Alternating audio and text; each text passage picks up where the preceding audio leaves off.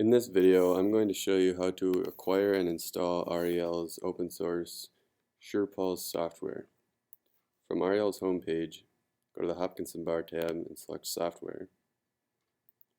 Then go to Downloads, and I have a Mac, so I'm going to download the Mac OS version. I'm also going to grab these two .zip files for the tutorial.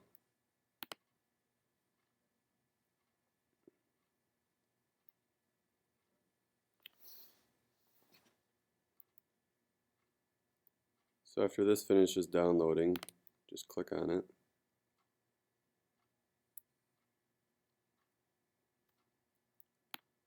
And then drag and drop into your applications folder.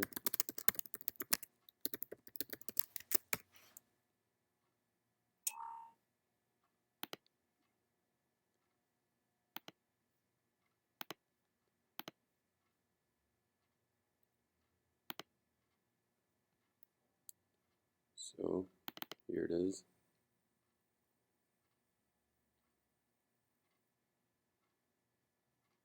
So the first time you open it, it's going to ask you if it's okay to open it.